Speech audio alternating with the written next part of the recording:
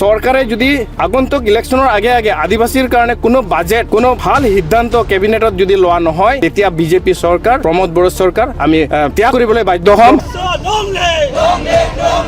আৰু ইয়াৰ পৰিপ্ৰেক্ষিতত যিটো আন্দোলন সৃষ্টি হ'ব সেই আন্দোলন সৃষ্টি হোৱাৰ পিছত যিটো অপ্ৰীতিকৰ ঘটনা যদি হয় ইয়াৰ দায়ী কিন্তু প্ৰমোদ বড়ো নেতৃত্বাধীন বিটিআৰ চৰকাৰ আৰু আমাৰ ডক্টৰ হিমন্ত বিশ্ব শৰ্মা ছাৰৰ নেতৃত্বাধীন অসম চৰকাৰে জগৰীয়া হ'ব বুলি মই ভাবোঁ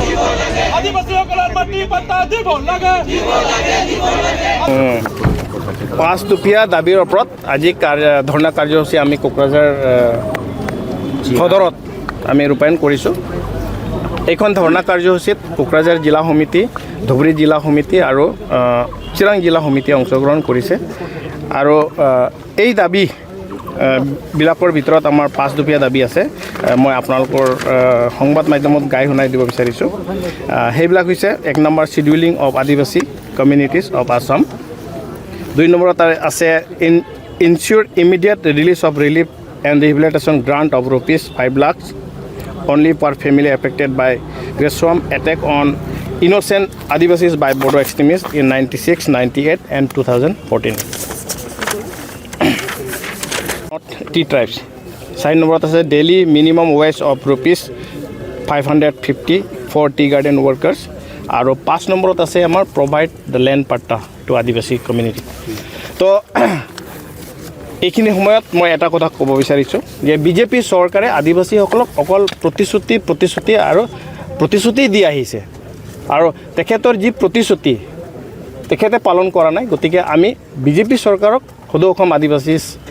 ছাত্ৰ সন্থা আশা চমুকৈ আমি ধিক্কাৰ জনাইছোঁ কাৰণ তেখেতৰ প্ৰতিশ্ৰুতি তেখেতে মানি ল'ব পৰা নাই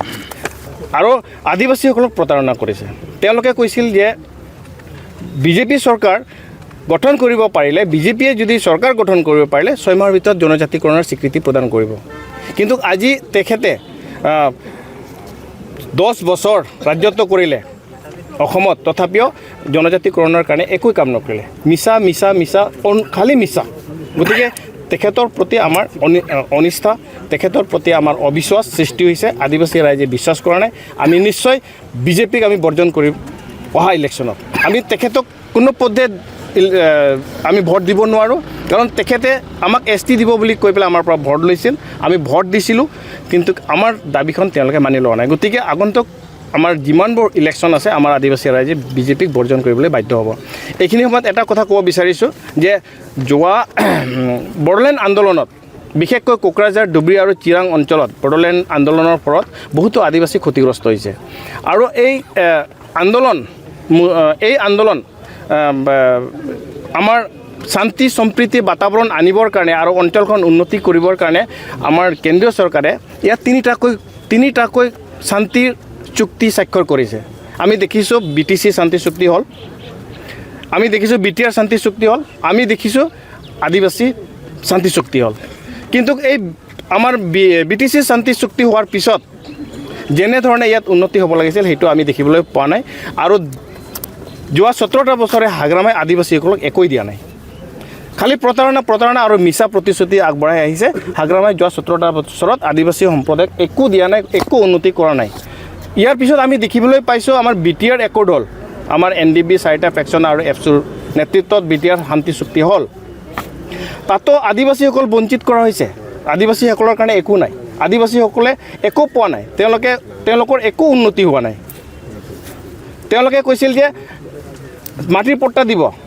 কিন্তু আদিবাসীসকলে মাটিৰ পট্টা পোৱা নাই তেওঁলোকে 3টা জেনেৰেশ্যন দহাই দি পেলাই আদিবাসীসকলক মাটিৰ পট্টাৰ পৰা বঞ্চিত কৰাই ৰাখিছে গতিকে আমি দাবী কৰি আছোঁ যে আদিবাসীসকল জনজাতীয় মূলৰ মানুহ হয় গতিকে সেই আইন দহাই দি পেলাই বঞ্চিত কৰি ৰখাটো চৰকাৰৰ অৱহেলা আৰু অৱজ্ঞা কৰা যেন লাগিছে গতিকে আমাক এটা জেনেৰেশ্যনৰ ভিত্তিতে আমাৰ মাটিৰ পট্টাটো দিব লাগিব দেখিলোঁ BTR চুক্তিৰ জৰিয়তে আদিবাসীসকল যেনেকৈ উন্নতি হ'ব লাগিছিল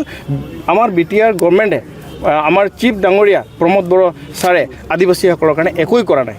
যিটো চুক্তি আছিল আমি দেখিবলৈ পাইছোঁ যে সকলো জাতি জনগোষ্ঠী উন্নতি হ'ব কিন্তু আদিবাসীসকল কিন্তু আজিলৈকে উন্নতি আমি দেখিবলৈ পোৱা নাই ফুটাকুৰিও আদিবাসী গাঁৱত একো স্কিম আদি প্ৰৱেশ কৰাই নাই ইণ্ডিভিজুৱেল বেনিফিচিয়াৰী স্কিম যিবিলাক গৰীব মানুহ আছে একো লাভৱান হোৱা নাই BTR চুক্তিৰ জৰিয়তে প্ৰমোদ বড়োৱে একোৱে আমাৰ আদিবাসী মানুহবিলাকক একো দিয়া নাই উন্নতিৰ কাৰণে একোই দিয়া নাই লিখা পঢ়াৰ কাৰণে সুবিধা একোই দিয়া নাই গতিকে BTR চুক্তি শান্তি চুক্তি হ'ল কিন্তু আদিবাসীসকলৰ কোনো লাভালাভ হোৱা নাই পিছত আমি দেখিবলৈ পাইছোঁ বোলে আদিবাসী পিছ একৰ্ড হ'ল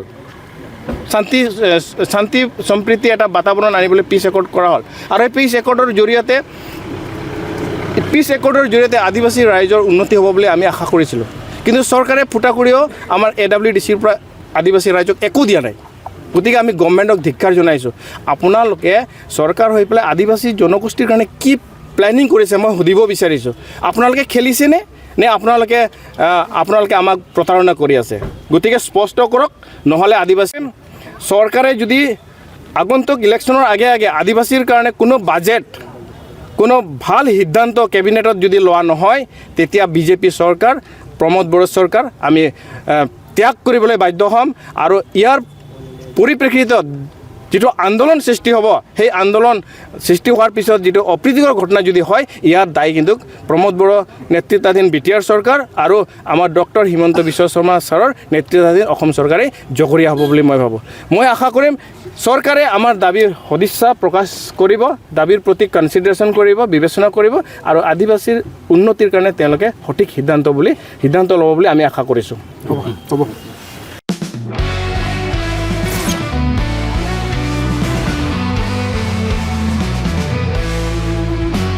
नोंथांनि जिउआव जायखिजाया खामानियावनो हेंथा नुजाथिदों नामा गोब्राब नाजासेयावबो जिउआव जाफुंसारनायखौ मोननो हायाखै नामा जुदि नोंथाङा बेफोर बायदि जेंनाफोरजों मोगा-मोगि जानांदोंब्ला बे खेबनिफ्राय जिंगासिनांगौ गैलिया मुलुग दरबाराव तन्त्र मन्त्रनि थाखाय बयनिख्रुइबो मुंदांखासिन थावनियानो जादों मायांखौ साधु बिद्यानि रायजो होननानैबो मिथिनाय जायो बे मायांनिफ्रायनो तान्त्रिकनि सोलोंथाइ लानानै फैदों मुंदांखा रबि कबिराजा बिथांनिफ्राय नोंथाङा नोंथांनि जिउनि गासिबो रोखोमनि जेंना जेंसिफोरखौ सुस्रांनानै लानो हागोन बिसि फिसायनि गेजेराव जेंना गोसो थोनाया गारनानै थाङोब्ला लाबोफिननाय जुलिनि जेंना साख्रि मोननो हायै हा हु धोन सम्पथिनि जेंना बायदि बायदि जेंनानिफ्राय उदां जानो एबा सुस्रांनानै लानो थाखाय नोंथाङा दिनैनो दानो जगाजग खालामनो हागोन रबि कबिराजखौ जगाजग खालामनो थाखाय मबाइल नाम्बार 7099193841 एबा 7086047381 आव कल खालामनो हागोन